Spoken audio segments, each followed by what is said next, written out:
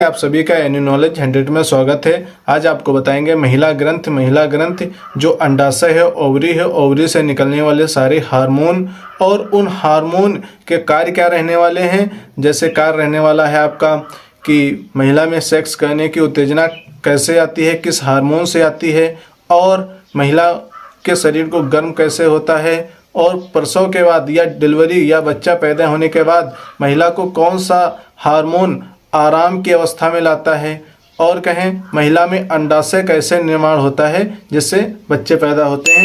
Video को last तक देखिएगा जिससे आपको सारी जानकारी मिल सके। देखिए क्या क्या लिखा गया है।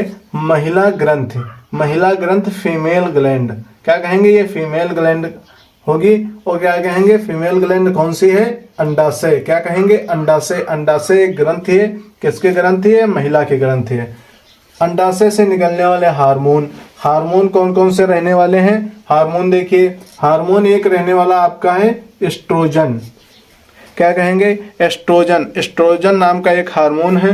वो हार्मोन कहाँ से निकल रहा है, अंडाशय से निकल रहा है। इसके कार्य क्या हैं, एस्ट्रोजन के कार्य क्या हैं। कार्य देखिए, महिलाओं में द्वैतिक लैंगिक लक्षण उत्पन्न करना। क्या कहेंगे, महिलाओं में द्वैतिक लैंगिक लक्षण उत्पन्न करना, जैसे कि सेक्स की क्षमता का विकास करना।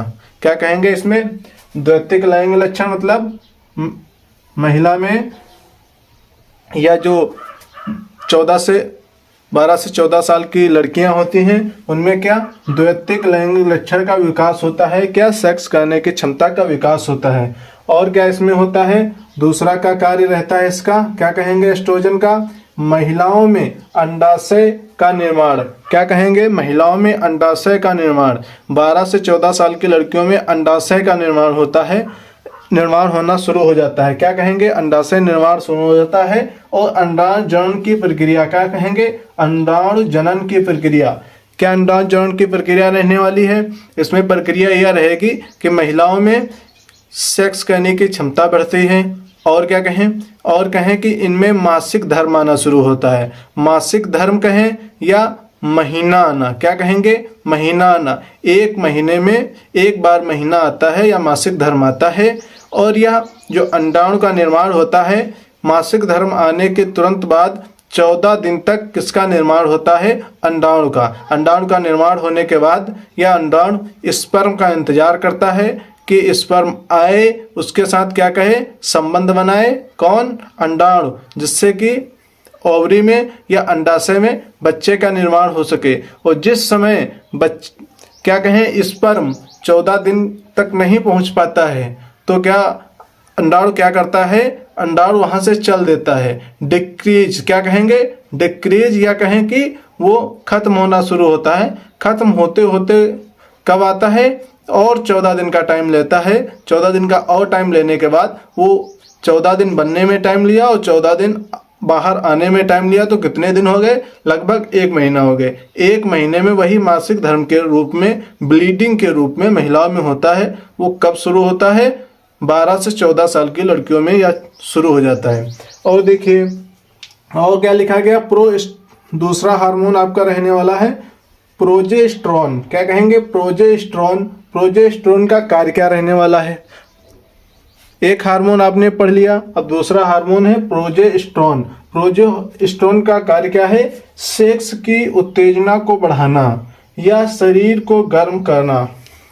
क्या कहें, जिस समय महिलाएं 12 से 14 साल की हो जाती हैं या लड़कियां 12 से 14 साल की हो जाती हैं, उस समय क्या उनमें होता है, उनमें सेक्स करने की क्षमता की उत्तेजना होती है। क्या कहेंगे उत्तेजना होती है। उस क्या होता है, उस समय शरीर हीट करता है। क्या कहेंगे, जब सेक्स की उत्तेजना होगी तो क्या शरीर हीट होगा, शरीर गर्म होगा। क्या कहेंगे, शरीर गर्म होगा। अब देखिए दूसरा हार्मोन आपका हो गया। अब तीसरा हार्मोन क्या रहने वाला है, आपका तीसरा हार्मोन रहने वाला है रिलैक्सिन। रिलैक्सिन एक हार्मोन है। रिलैक्सिन का कार्य क्या है, मान लो 20 साल में एक लड़की की शादी हुई, 20 साल में लड़की की शादी हुई, 21 साल जैसे हुए उसका एक बच्चा हुआ। बच्चा जिस समय हुआ या कहें कि डिलीवरी जिस समय हुई, मान चलो कि डिलीवरी हुई, उसके तुरंत बाद एक हार्मोन रिलीज होता है या निकलता है। कहाँ से निकलता है? अंडाशय से निकलता है। उस हार्मोन का नाम है रिलैक्सिन। रिलैक्सिन का कार्य क्या है? रिलैक्सिन का कार्य है कि डिलीवरी के पश्चात, डिलीवरी के तुरंत बाद आराम की मुद्रा लाता है। क्या कहेंगे? शरीर की आराम को मुद्रा का लाता है, शरीर को आराम देता है। या कहाँ से निकलता है? और गर्भाशय की दीवारों से निकलता है। क्या कहेंगे? जहाँ पे बच्चा पल रहा होता है उसकी दीवारों से भी निकलता है, जिससे कि महिला को बच्चा पैदा हुआ है उसको आराम मिल सके। क्या कहेंगे? आराम मिल सके। अंडाशय से कितने हार्मोन निकलते हैं? तो आप क्या कहेंगे?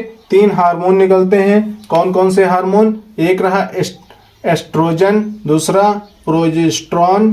क्या कहेंगे? प्रोजेस्टेरॉन, एक रिलैक्सिन।